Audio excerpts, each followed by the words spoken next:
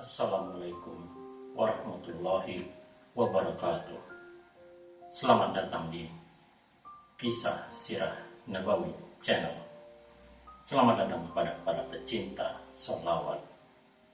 Sebelum saya memulai membacakan kisah Islami kali ini, saya ingin mengucapkan terima kasih kepada para pemirsa yang sudah melakukan subscribe ke channel kesayangan kita ini.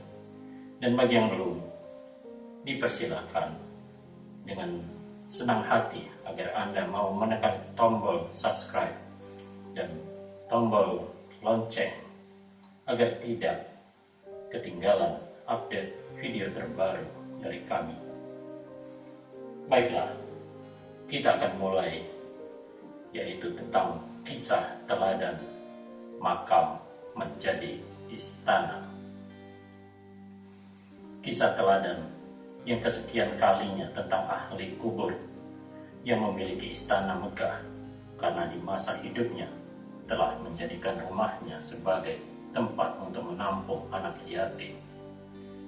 Kisah Islami ini sangat cocok untuk diteladani dewasa ini. Pada suatu hari, Haidar bermimpi bertemu Tufail, sahabatnya yang sudah meninggal dunia. Ia bermimpi bahwa Tufail ini telah mendapat istana di alam kuburnya. Menurut istrinya, semasa hidup, suaminya istiqomah memelihara anak yatim dan bersedekah. Tufail, sahabat Haidar ini, sangat gemar bersedekah dan memelihara anak yatim piatu. Tufail juga dikenal sebagai orang kaya yang suka menolong tetangganya serta tekun beribadah. Namun suatu saat ia meninggal dunia dengan cepat, dan meninggalnya setelah salat asar. Tepat di hari yang ke-30 setelah Tufail wafat, Haidar bermimpi. Ia datang ke suatu tempat yang sangat indah. Dia berjalan di suatu lorong yang sangat panjang. Dan di dalam lorong itu, dia menemukan berbagai macam tempat yang indah. Lorong itu bagaikan istana yang terbuat dari emas. Sayang sekali, baru beberapa saat dia berjalan, ia terbangun dari tidurnya. Wah, indah sekali lorong itu.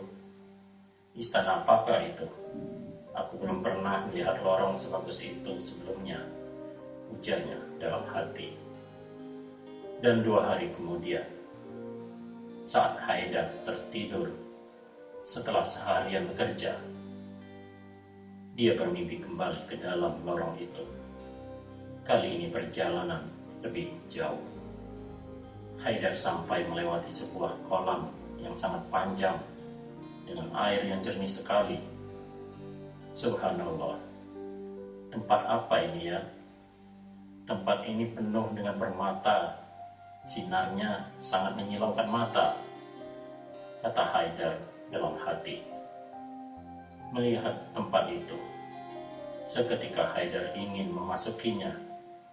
Kemudian ia melihat sosok lelaki yang dikelilingi wanita cantik dengan sayap di belakangnya. Namun belum sempat ia melihat wajah laki-laki itu, ia keburu terbangun lagi dari tidurnya. Ia bergumam dalam hati, siapakah lelaki itu? Nampaknya mimpi itu telah terbawa hingga siang hari. Haidar merasa kagum.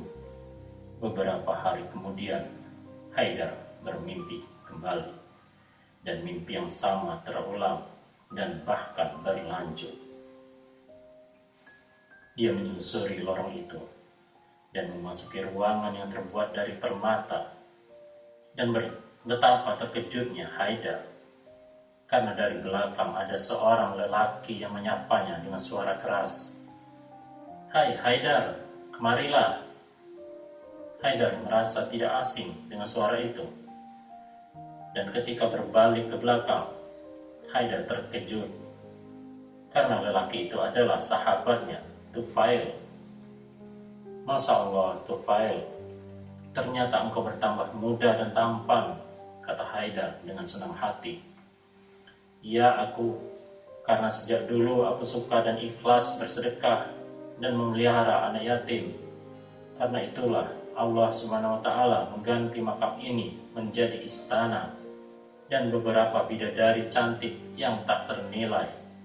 Nasihat Tufail kepada Haidar.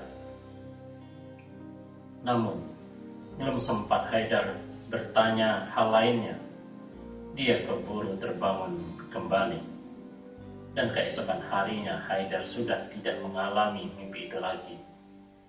Karena diselimuti perasaan yang sangat tinggi, Haidar mencoba mencari tahu sosok Tufail dengan mendatangi rumahnya.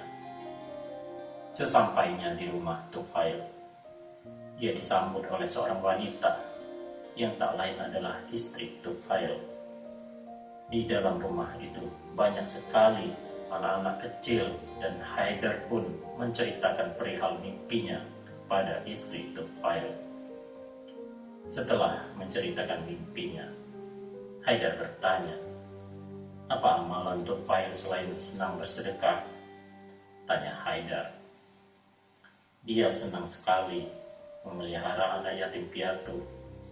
Rumah ini dia jadikan tempat tinggal orang-orang terlantar. Cerita wanita paruh baya itu.